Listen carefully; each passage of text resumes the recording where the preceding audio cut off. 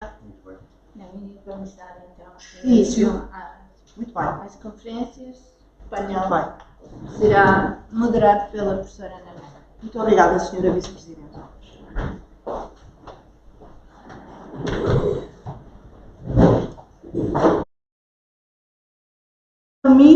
Cabe-me iniciar as hostes relativamente a este painel, dizer-vos, e como isto fica gravado, eu tenho de ter um bocadinho mais de capacidade discursiva, ou seja, de explicar a quem nos vai ouvir a posteriori aquilo que vai decorrer. Preocupação que nós tivemos, ter nestas mesas profissionais de várias áreas. Vamos ter profissionais da área da gestão, profissionais da área da economia, profissionais da área do serviço social, profissionais da área do direito, da filosofia, da educação pura e dura, que virá de tarde. Teremos também pessoas associadas àquilo que é a inteligência artificial e a realidade virtual e que colocam questões no que diz respeito a estas temáticas. Este primeiro painel aborda, sobretudo, aquilo que é a essência de um estudo de caso no ensino superior, a problemática daquilo que foi o avanço ou não das tecnologias no ensino superior, que será pela professora Susana Fonseca, e depois, na área do serviço social, um olhar sobre a educação, metamorfose e ambivalências sociais, pela professora Míria Menezes. Eu vou pedir, por favor, já que estamos com a situação no debate de questões e perguntas ou solicitação de algum esclarecimento poderá ser mais curto, que depois estaremos abertos às coisas que possam colocar no YouTube, que nós procuraremos, nas questões que forem lá colocadas, atempadamente responder quando estes podcasts forem ou estiverem online, teremos um grupo de pesquisa em consideração para dar essas respostas. Então, Sra. Professora Susana Fonseca, por favor, 15 minutos, quando puder. Obrigado. Bom dia a todos. Eu estou aqui para apresentar um estudo de caso que foi realizado aqui na Escola Superior de Tecnologia e Gestão de Lamego, no pós-Covid. Nós todos sabemos que a pandemia do Covid causou uma ruptura no ensino e no ensino superior também. Houve uma emergência em termos da transição digital. Todo o ensino... Posso ir falando? Todo o ensino era presencial e sempre foi presencial, e com o Covid, com a pandemia do Covid-19, isso causou uma ruptura no ensino, porque deixamos de ter o ensino presencial e precisamos de introduzir o digital, a parte de tudo que foi aulas e aulas de contacto digital, online, e que causou algum impacto nos estudantes, nos docentes e nas próprias instituições que ainda não estavam preparadas para esta parte do digital. Portanto, os objetivos do estudo foi avaliar o impacto da pandemia nas práticas pedagógicas, estudar o uso das tecnologias de informação no contexto da crise e depois comparar dados de ciclos de estudos antes e durante a pandemia. Nós, como metodologia, usamos um estudo documental e comparativo. Os dados foram de 2018 a 2021 e a fonte foram os relatórios pedagógicos de 2 cursos superiores ministrados aqui na STGL. Em termos de os cursos que nós optamos, foi o curso de Secretariado de Administração, que é um curso cuja área científica principal é gestão, e o outro curso foi de Engenharia Informática e Telecomunicações, cuja área principal é engenharia. Porquê estes 2 cursos que nós optamos? O curso de engenharia, porque à partida nós pensamos que é o curso que está ligado à parte digital, à parte informática, que teria, pressupomos nós que teria uma facilidade maior na parte da transição digital. Enquanto que a parte da gestão, um curso mais tradicional, mais ligado às ciências sociais, e portanto foi essa comparação que nós tentamos fazer. Em termos de evolução de estudantes, o curso de Secretariado de Administração, que doravante vamos denominar por SA, que é como ele é conhecido aqui na escola, e o de Engenharia por EIT, teve sempre um crescimento contínuo, incluindo na época da pandemia. Enquanto que o curso de EIT houve uma estagnação e até uma queda nos números, o que nos levou, e os dados indicam que houve um impacto desigual na pandemia nestes dois cursos. SA houve um aumento de diplomados, enquanto em EIT houve uma redução, talvez devido a que é um curso com mais UCs ou unidades curriculares como práticas de laboratório, o que fez com que, se calhar, a adaptação do digital, do online, fosse mais difícil, apesar daquilo que nós pensamos, foi mais difícil de adaptar essas práticas de laboratório em termos de pedagógicos online. Depois, em termos de taxas de abandono e sucesso, enquanto que o Secretariado de Administração teve 31% de abandono em 2019-20, passou a 0% em 2020-21, e a EIT o abandono foi baixo, mas o sucesso foi inferior em termos de saídas de alunos. Plataformas digitais usadas, na grande maioria, foi o Moodle, o Zoom e o WhatsApp. O Moodle já era utilizado na escola, é a nossa plataforma de e-learning desde sempre. Começamos a utilizar o Zoom e o WhatsApp também, mas mais o Zoom. Apesar que nesta altura também tínhamos associados o Teams, mas usamos muito pouco o Teams porque é uma plataforma pesada, demorava mais tempo a entrar. Agora não, agora estão praticamente as duas, mas era uma plataforma mais pesada e mais lenta quando tinha vários alunos, enquanto o Zoom era mais prática, mais fácil de usar e tinha outras funcionalidades na altura que o Teams não tinha. Portanto, houve um aumento significativo do uso de plataformas digitais. No entanto, a preferência dos estudantes continuava a ser por aulas presenciais. Não conseguimos, mas eu acho que foi também o facto de, na pandemia, estarmos isolados, não podermos sair de casa. Por isso, quem é estudante, e tínhamos bastantes estudantes que não estavam em casa, não é? Na residência habitual, eu penso que isso também motivou o facto de preferirem aulas presenciais pelo contacto social. Nós próprios também nos centros sofremos um bocadinho com isso e penso que por isso continuarem a preferir as aulas presenciais. A nova normalidade que é um ensino híbrido como solução. Atualmente nós não temos 100% de presencial, nem 100% online. Temos uma versão mista, que penso eu, que aquilo que os alunos mais pedem e que preferem sempre. Presencial, sim, mas pontualmente, em determinadas situações, como por exemplo, tudo que é apoios, aulas de dúvidas, eles optam ou preferem o online, porque para eles é melhor do que propriamente depois também terem que se deslocar à escola. Os problemas associados a toda a parte do online e ser 100% online estão sempre relacionados com a saúde mental, porque nós, eu penso que somos um povo, não é? Não somos só nós, é todo o ser humano, mas nós principalmente gostamos muito do contacto social, peço desculpa pelo abraço, pelo beijo, pelo contacto, pelo falarmos. É sempre diferente a parte presencial do online, que as pessoas estão distantes. A motivação e a adaptação digital foi um problema porque, infelizmente, ainda temos partes do nosso país e se calhar até nas grandes cidades que, a nível de sinal de internet, não é muito bom. E isso causa, por vezes, problemas quando temos as aulas online. Barreiras identificadas: falta de formação docente.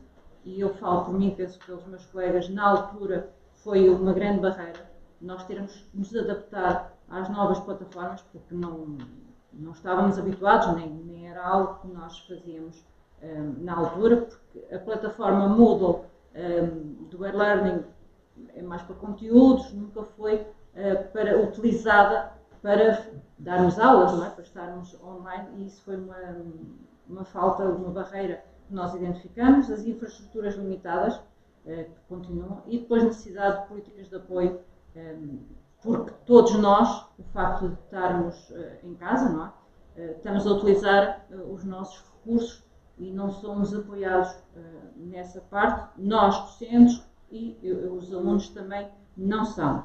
Em termos de conclusões, a pandemia, sem margem para dúvidas, acelerou a parte digital, demos um salto muito grande que provavelmente sem pandemia iria demorar mais tempo. O investimento em tecnologias e apoio psicológico são cruciais, e nós notamos essa parte em termos de mesmo dos próprios alunos, e depois a liderança escolar e políticas públicas também são essenciais, porque nós fomos muito atrás do que a pandemia nos obrigou a fazer, mas ainda não há uma política pública sobre esta parte, e continua a ser difícil, porque o que continua é ensino igual a presencial, e temos que nos adaptar à mudança, porque tem que ser mesmo o sistema híbrido o futuro. Obrigado a todos. Não sei se as questões são agora, no final. Muito obrigada a todos por desligar. Muito obrigada. Muito obrigada, professora Susana Fonseca. Só para introduzir a próxima palestrante, dizer que isto, não entendam, não são conferências, porque alguém poderá pensar nesse sentido.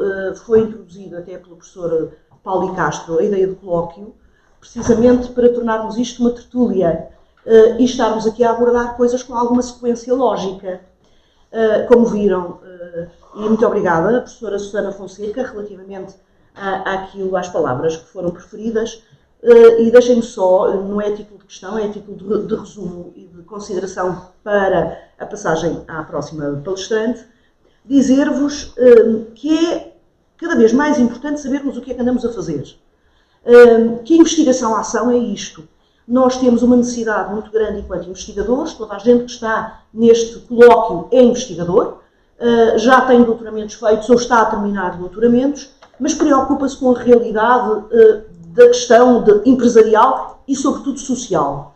Esta ideia de investigação-ação parte de observação, quer in loco, quer através das ferramentas e dos instrumentos metodológicos de procura de informação, para definirmos quais são as necessidades, termos os problemas e arranjarmos soluções para os problemas. É isto que a Academia faz. E eu fiquei surpresa por algumas palavras usadas pela professora Susana Fonseca, porque elas são reais, como, por exemplo, a questão de uma nova normalidade através do ensino híbrido, ou então a questão ligada a estarmos conscientes das necessidades. É isso que nós fazemos na Academia. E esta forma deste colóquio, e através do podcast, de mostrar à própria sociedade, porque acabamos por ser nacionais e internacionais, porque hoje em dia já há forma de traduzir estes colóquios, de permitir saberem e que saibamos o que é que se passa dentro da escola, porque não somos só quatro paredes, como estamos a ver, preocupamos-nos com as questões das políticas públicas e preocupamos-nos com as questões sociais. Daí a próxima palestrante ter a grande temática, um olhar sobre a educação, metamorfoses e ambivalências sociais. As pessoas estão no centro da Academia. Alunos, professores, docentes e não docentes, colaboradores. Todos somos um todo na Academia a funcionar, quanto mais de forma coesa, melhor, mas a funcionar em prol do cidadão e do conhecimento.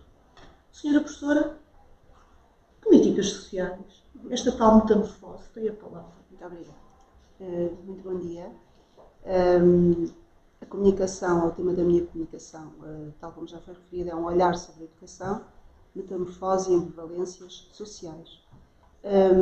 Tendo por base a citação que está neste primeiro diapositivo e que eu passo a ler, se ensinarmos os alunos de hoje como ensinámos os de ontem, estamos a roubar o amanhã. Inicio então a minha comunicação, indo ao encontro do eixo temático deste colóquio, onde entendo encaixar-me, nomeadamente a educação no futuro e o futuro da educação. Proponho que me acompanhem nesta viagem que me foi proposta realizar, o refletir sobre o impacto da aplicação da inteligência artificial na educação. A inteligência artificial certamente revolucionou e revolucionará a educação de várias maneiras, porém, e parafraseando um reputado físico, o sucesso na criação da inteligência artificial seria o maior evento da história da humanidade. Infelizmente, também poderá ser o último, a menos que aprendamos como evitar os riscos. E que riscos? Desafios são esses? Identifico 5 que vou passar a partilhar e explicar.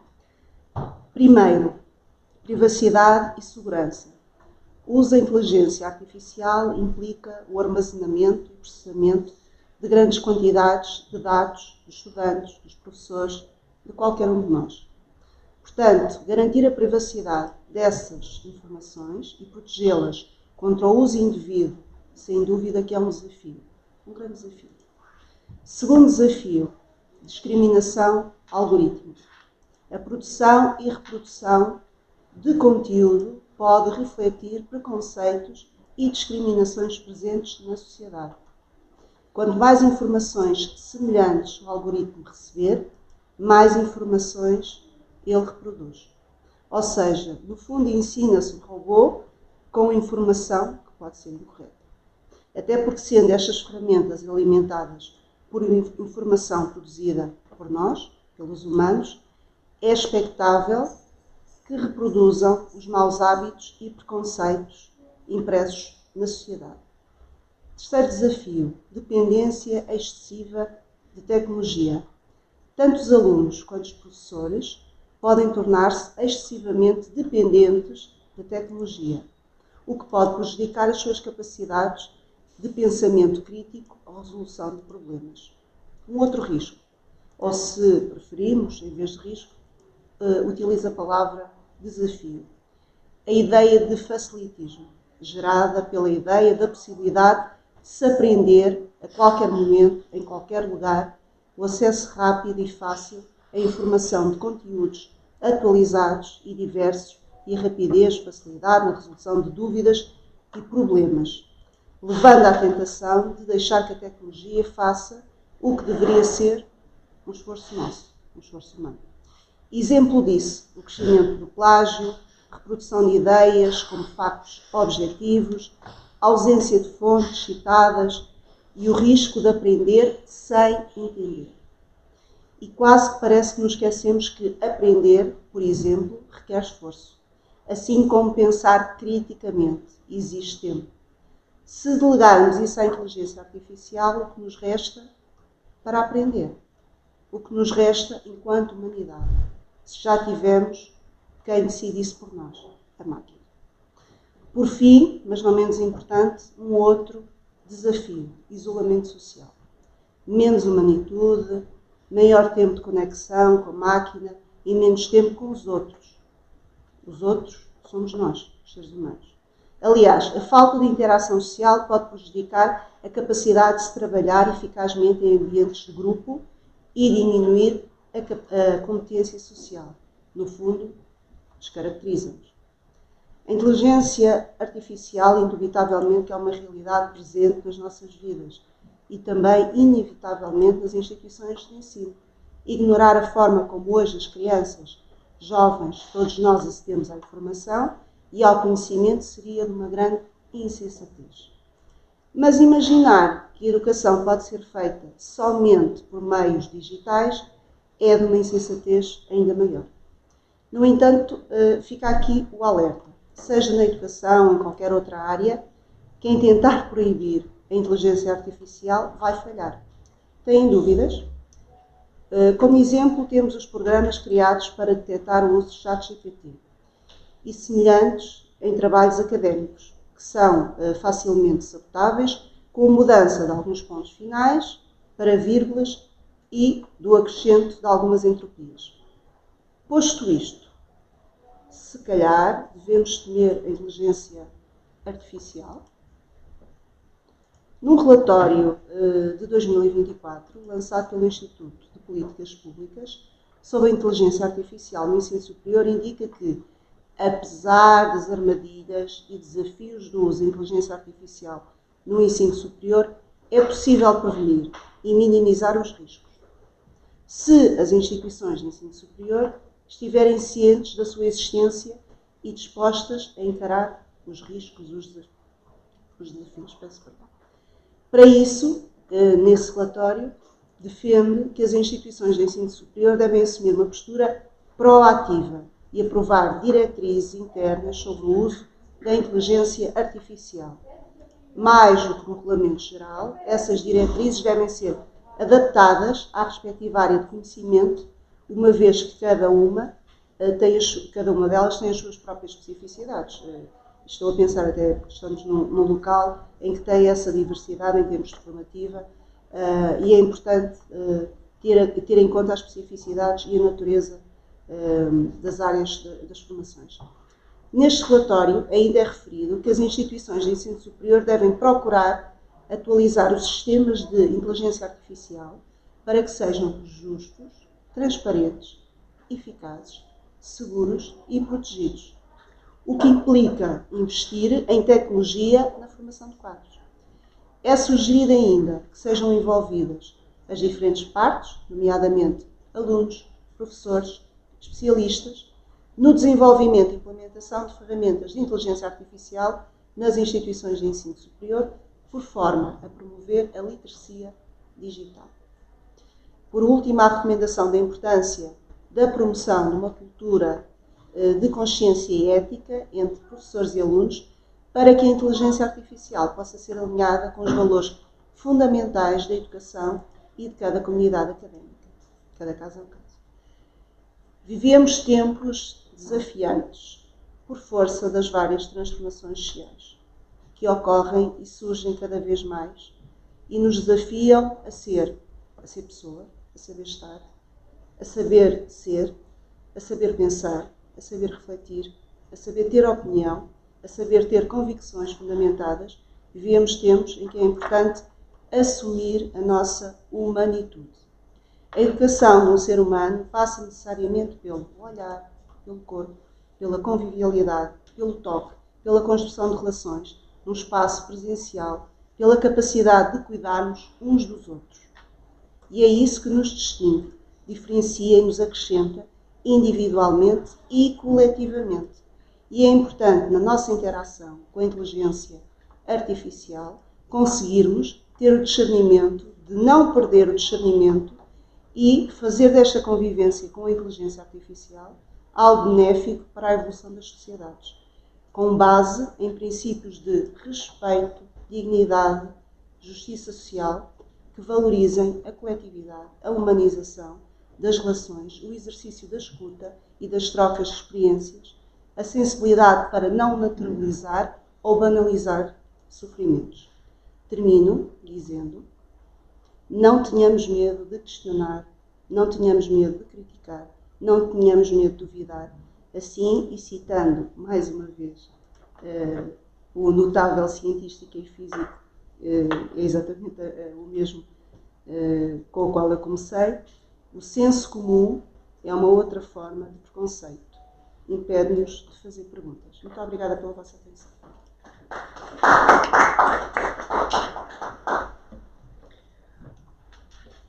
Muito obrigada, professora Nídia. O que eu poderia escrever com aquilo que foi a sua apresentação?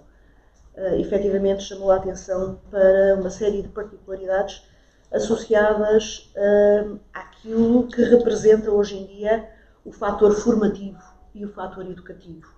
Um alerta forte no que diz respeito à ação conjunta professor-aluno e essa bilateralidade. Gostei particularmente da situação em que apelou à existência de maior comunicação, porque é essencial, falou do contacto, das relações interpessoais, da humanitude, do cuidar, do pensar o que é que nos acrescenta, da inteligência artificial como uma realidade presente, e terminou com algo que eu achei relevante.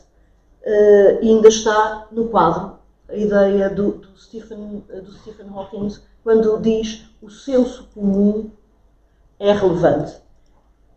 Será o senso comum ou cada vez temos mais de ter bom senso? Eu vou abrir para as pessoas que estão presentes, pelo menos se alguém quiser colocar alguma questão relativamente. Faz favor. Bom, em relação à primeira intervenção sobre a crise da educação e essa disrupção que nós vivemos no Covid, acho que parabéns porque articula uma investigação-ação, um momento daqueles, foi um momento marcante na nossa vida. De facto, não deve ter sido muito fácil. Mas a minha questão é neste sentido. Conseguiram avaliar também o impacto junto dos alunos, mas na perspectiva deles, conseguiram fazer essa avaliação? Não, essa ainda não fizemos.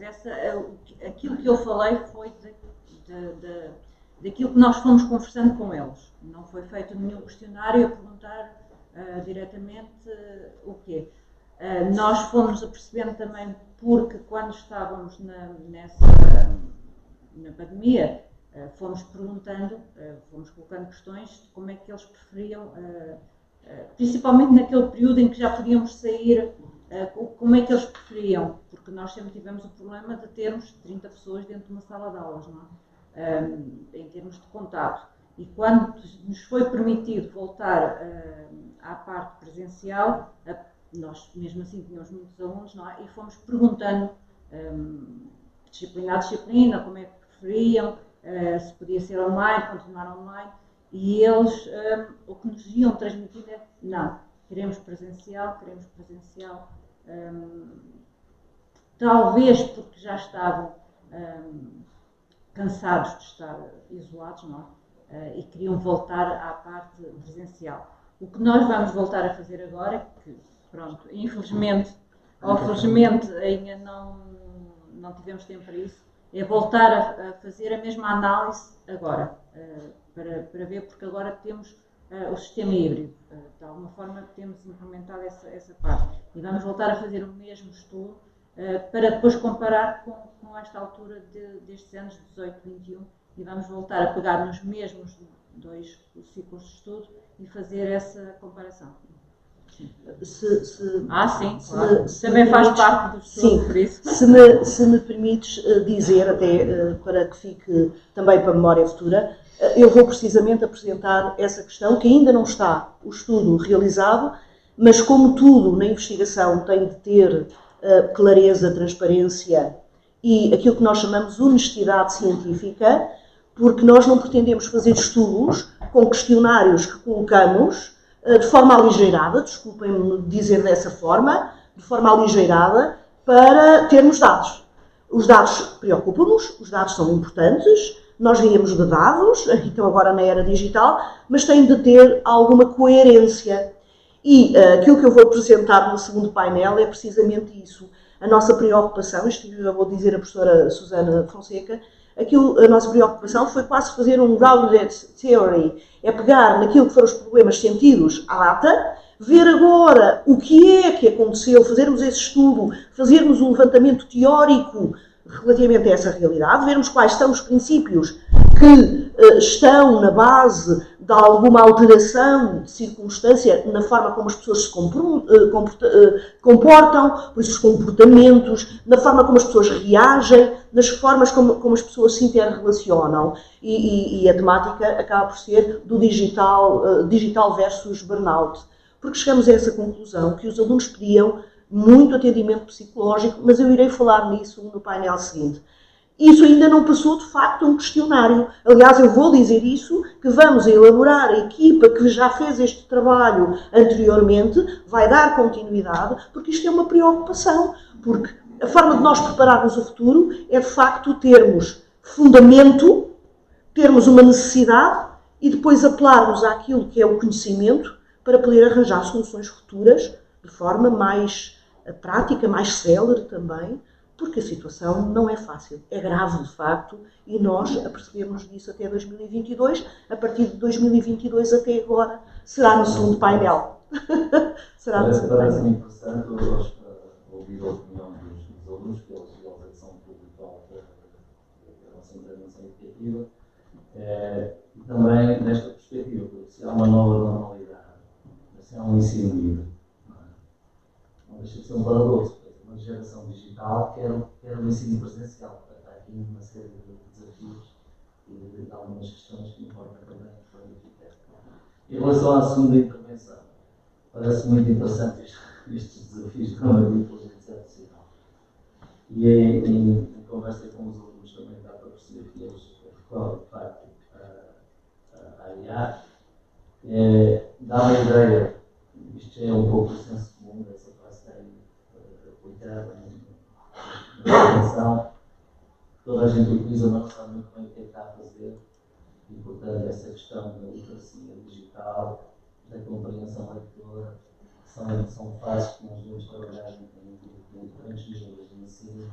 Eu não sei se há uma articulação vertical curricular, por exemplo, entre o primeiro ciclo, segundo, terceiro, secundário e ensino superior. Não sei se há diálogo entre os diferentes níveis de ensino, porque os jovens chegam à universidade com algumas dificuldades de ensino na área da literacia digital. E a questão vinha nesse sentido. Achei que é importante vir cá abaixo à construção da casa educativa e na construção de uma estrutura mais forte, vamos dizer, mais robusta, estrutura mental, intelectual dos nossos jovens, para que quando cheguem à universidade tenham, de facto, uma abordagem diferente perante a nova tecnologia. Claro que sim. Aliás, também há um autor que eu, para a apresentação, estive a pensar se colocava ou não, que é o Jacques Delors, que fala nos quatro pilares da educação. E para mim a lógica da educação deve ser vista precisamente no seu todo. Não é? Portanto, é inconcebível, e eu sou professora aqui nesta escola, para mim é inconcebível olhar para um aluno e não perceber que as suas dificuldades ou as suas motivações são decorrentes exatamente da sua história de vida. E da sua história de vida, se quisermos, inclusive, da escola que frequentou, dos pais que teve, das conversas que tem. Portanto, eu sou de serviço social, não sei se é por causa disso, que tenho por hábito olhar para o todo e considerar que sim. Portanto, julgo que esse diálogo ainda não é feito, é muito interessante aquilo que referiu. O diálogo entre os diferentes níveis de ensino, até porque se o propósito é uma educação para a cidadania, formar indivíduos conscientes, bem preparados, que tenham um posicionamento crítico, tem que haver esse diálogo, tem que haver exatamente esta articulação, não é?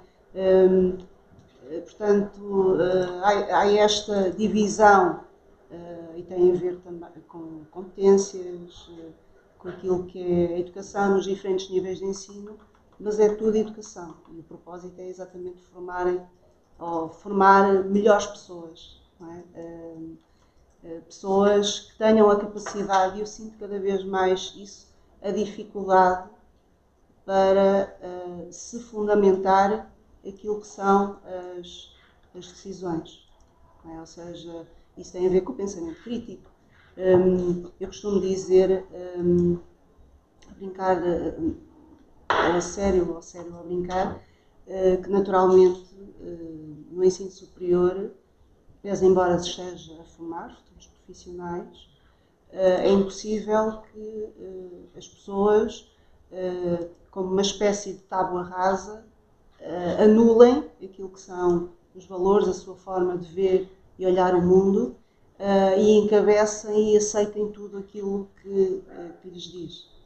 que lhes é dito, tentamos fazer isso no sentido de promover esse pensamento crítico, essa reflexividade, mas seria muito mais facilitado se existisse essa articulação e então quando chegassem ao ensino superior havia mesmo esta continuidade, não é?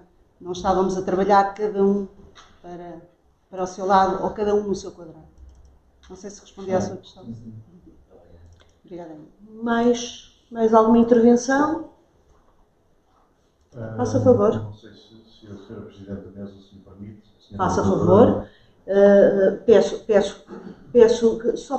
Peço-vos um bocadinho mais de síntese, está bem? Que é para podermos desenvolver. Muito obrigada. Eu sou de gestão, ela quer ser oficial. Não são propriamente perguntas, nem observações, são provocações, porque é um gosto ouvi-las falar e, portanto, agradeço imenso as vossas apresentações. Aqui nesta nova normalidade, há uma questão que é este ensino híbrido, não é? Mas é uma provocação mesmo para a professora Susana, porque me parece que o futuro será híbrido. E com isto eu estou a dizer que provavelmente o ser humano também será um híbrido.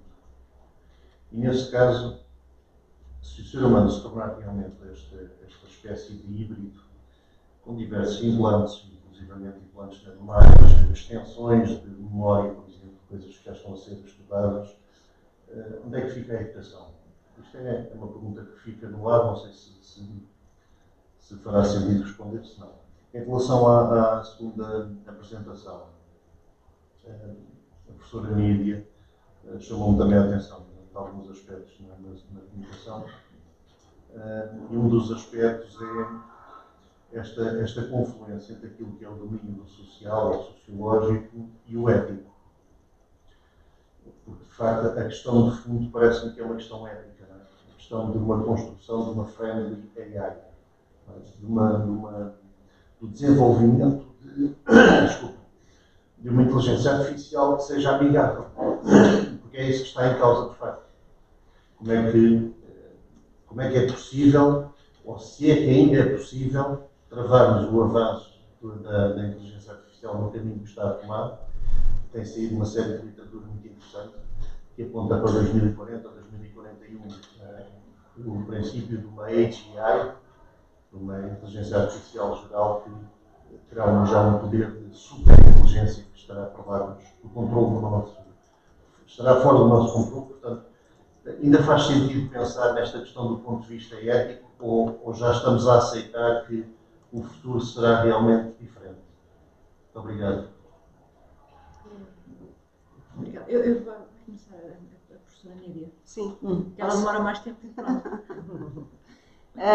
Por acaso, ontem, quando estava a fazer a preparação deste evento, estive a ler algumas coisas e estive a conversar com algumas pessoas da área das tecnologias e falámos muito neste autor.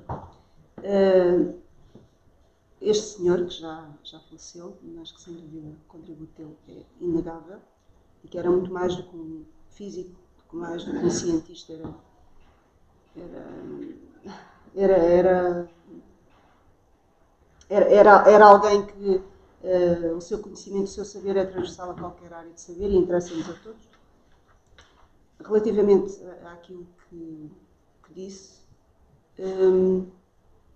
este senhor diz que daqui a 100 anos, não é? Mais ou menos, a inteligência artificial vai-nos superar e vai se tornar mais inteligente. Eu depois discutia essa questão com alguém que me é próximo e dizia, mas eu vi um documentário, o 10 segundos para o futuro, em que diziam que através de um chip, ou pondo um chip, por causa da lei de Moore, que não é, supostamente a inteligência artificial nunca nos irá fazer mal. Mas essa pessoa, que é mais pragmática do que eu e que é mais objetiva e mais rápida a responder, e não está com rodeios, dizia, mas olha que uma máquina, se for programada e se evoluir ou se conseguir avançar, é capaz de tirar esse chip e desligar. Não sei se é por eu ser otimista, não sei se é por eu querer acreditar que não será esse o nosso fim, ou por entender ou gostar de considerar que aquilo que vemos nos filmes são filmes e não se irão reproduzir, acredito que sim, que a ética, enquanto existirem seres humanos, não é? Faz sentido. E eu pessoalmente penso que em termos de educação, e falando só em educação, penso que vai ser mais personalizado o ensino. A inteligência artificial vai nos permitir, provavelmente vai-nos tirar determinadas tarefas que nós temos que são burocráticas, porque vai nos ajudar nessa gestão burocrática das tarefas mais administrativas, não é? E provavelmente vai nos permitir adaptar o ensino mais personalizado, se calhar, aos estudantes, porque eles também vão poder, a inteligência artificial também, se calhar, é provável que possa adaptar conteúdos, e isso, eu penso que isso até já começou, em termos do que é que a inteligência artificial nos permite, já nos permite muito adaptar conteúdos. Por exemplo, eu falo por experiência própria, o facto de nós recebermos, por exemplo, estudantes Erasmus, e os estudantes Erasmus obrigatoriamente tem que ser tudo em inglês, não é? Já nos permite adaptar os conteúdos. Neste momento, nas unidades curriculares, nós já temos conteúdos em português, conteúdos em inglês, já nos permite também, com esses alunos Erasmus, se calhar, a marcação de aulas online. Porquê? Porque também poupa-nos tempo. A professora Mídia, por exemplo, é de Viseu. Tem a viagem para cá e para lá. Se ela estiver em casa, poupa tempo. Dá para utilizar essas 2 horas de viagem para estar com os alunos em termos de online. O que eu penso que vai ser preciso é apoio, políticas públicas, apoio para os docentes. Porque se nós vamos também estar em casa, provavelmente vamos ter que ter algum apoio também, até como referiu a professora Ana Branca, até a nível psicológico, não é? Se nós começarmos a estar sempre em casa, provavelmente a nível psicológico é complicado. Agora, eu penso que nós, a inteligência artificial, e eu também falo por experiência própria agora, tem-nos poupado algum tempo em termos de tarefas administrativas,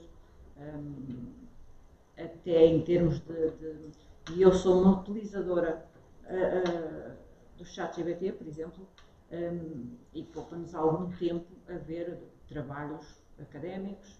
Agora, atenção, o espírito crítico tem que estar sempre na educação, e aí, como dizia a minha colega, o ser humano aí tem que ser humano e ter o espírito crítico e ensinar esse espírito crítico aos alunos. Que penso que também era o que estávamos a falar anteriormente, não é? Quem chega ao ensino superior ainda não vem com esse espírito crítico. Ainda é muito a educação, ainda é muito o professor transmite e o aluno novo. E isso é que eu acho que vai ter que haver aí a grande mudança e a grande alteração em termos de educação. Não pode ser continuar o professor está aqui, como se dizia antigamente, a debitar, não é, a matéria e o aluno ouvir. Isso penso que vai alterar. E desta vez eu acho que falei um bocadinho mais. Sem problema foi nenhum. O desafio. Foi o desafio da moderação. E para encerrar, mais alguma questão? Não. Para encerrar este primeiro painel, lanço eu um desafio a quem nos está a ouvir. Alguém disse em determinada circunstância que a eletricidade, eu depois direi quem é um nipónico, é um japonês, é físico, é defensor de que nos temos de preparar para a questão e para a gestão e para as decisões relativamente à inteligência artificial, que é o Mikio Kaku. Ele dizia, em determinada altura, que nos temos de preparar para a inteligência artificial como nos preparamos para a eletricidade. Nós usamos a eletricidade e não a vemos. Existe, já existe. há muito tempo, utilizamos, e quando há um apagão é problemático. A inteligência artificial também. Já existe. Não podemos retroagir e parar tudo e alterar todas as circunstâncias. Agora que nos temos de preparar de forma inequívoca para aquilo que é o futuro, de forma a evitarmos que a máquina de facto ganhe a tal humanitude que é dos humanos e não da máquina, e fazer algumas prevenções e não procurar soluções só porque interessam individualmente e não coletivamente, isso de facto é uma das grandes preocupações. De tal ordem essa não estaríamos aqui. Por isso nós vamos fazer um breve intervalo, agora, se não existirem mais questões, e vamos retomar o assunto e comprometo-me que no segundo painel algumas coisas destas serão discutidas. Se de facto o que nos interessa é preocupar-nos com as pessoas ou pormos os instrumentos, as máquinas, as ferramentas que hoje têm ao serviço das pessoas, independentemente de qualquer controle ou bom senso. Muito obrigada e até já.